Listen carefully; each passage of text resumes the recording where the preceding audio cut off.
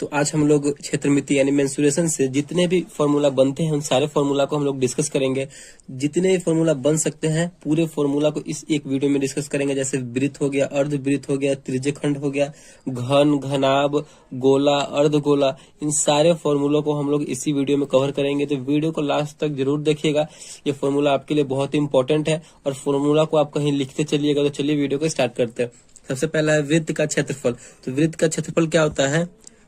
पाई r square होता है वृत्त का क्षेत्रफल। नेक्स्ट क्या है? वृत्त की परिधि। तो वृत्त की परिधि जो होती है वो होती है 2 पाई आर। यहाँ पे पाई का मान कितना होता है? तो पाई का मान 22/7 होता है। ठीक। नेक्स्ट है वृत्त की त्रिज्या। तो वृत्त की त्रिज्या कितनी होती है? d/2 होती है। ठीक। नेक्स्ट है अर्धवृत्त की परिधि। तो अर्धवृत्त की परिधि होती है r इंटू पाई प्लस 2। ये होती है अर्धवृत्त की परिधि। नेक्स्ट है आपका त्रिज्यखंड का क्षेत्रफल। तो त्रिज्यखंड का क्षेत्रफल आपका क्या हो जाएगा? θ/360 डिग्री गुने पाई आर स्क्वायर। ये हो जाएगा आपका त्रिज्यखंड का क्षेत्रफल हो जाएगा। नेक्स्ट आपका क्या है?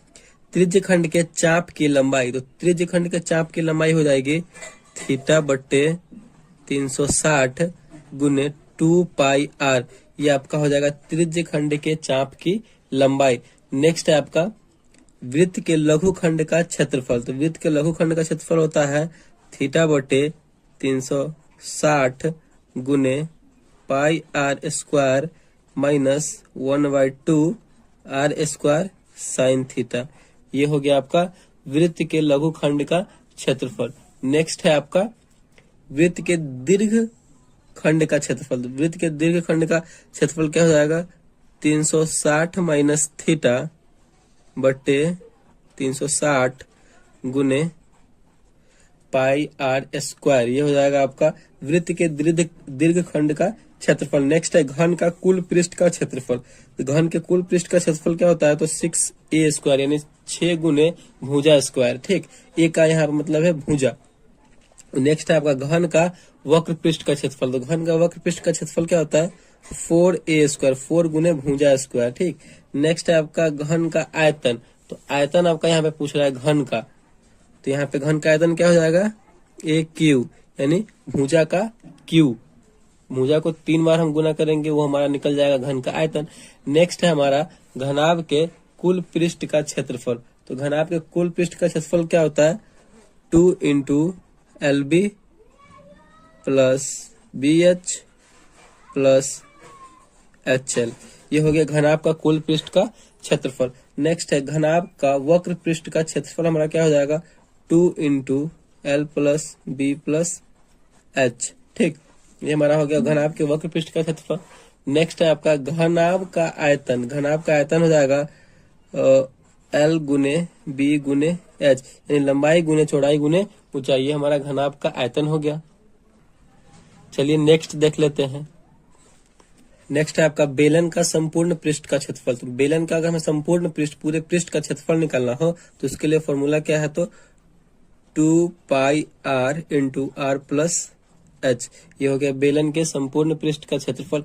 नेक्स्ट है आपका बेलन का वक्र पृष्ठ का क्षेत्रफल। अगर हमें बेलन के वक्र पृष्ठ आधा भाग का क्षेत्रफल निकालना हो तो उसका फॉर्मूला क्या हो जाएगा? 2 पाई आर एच। ये हो जाएगा बेलन के वक्र पृष्ठ का क्षेत्रफल। ठीक। उसके बाद है बेलन का आयतन। अगर हमें बेलन का आयतन निकालना हो तो कैसे निकालेंगे?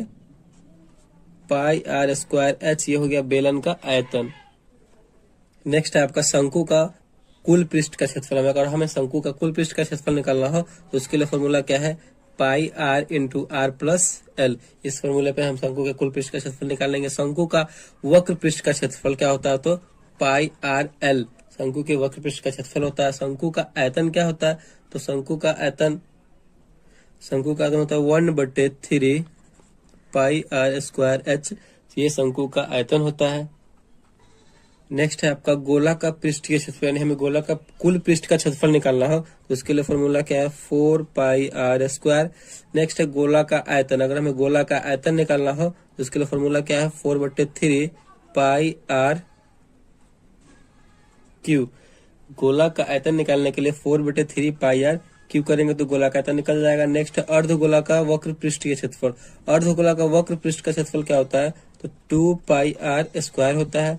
नेक्स्ट आपका अर्धगोला का कुल पृष्ठ का क्षेत्रफल क्या होता है, तो 3 पाई आर स्क्वायर होता है, ठीक। उसके बाद है अर्धगोला का आयतन, अगर अर्धगोला का आयतन बोलेगा तो 2/3 पाई आर क्यूब। तो इतने सारे फॉर्मूले थे, इस फॉर्मूले को आप कहीं कॉपी पे लिख सकते हैं और इसको अपने या फिर इस वीडियो के फॉर्मूले के स्क्रीनशॉट भी कर सकते हैं। आपके लिए फॉर्मूला बहुत ही इंपॉर्टेंट है। तो आई होप आपको ये अच्छे से फॉर्मूला आपने सीख लिया होगा और देख लिया होगा। आई होप आपको वीडियो अच्छा लगा हो तो प्लीज वीडियो को लाइक और चैनल पर नए हैं तो चैनल को सब्सक्राइब जरूर कीजिएगा। Thank you.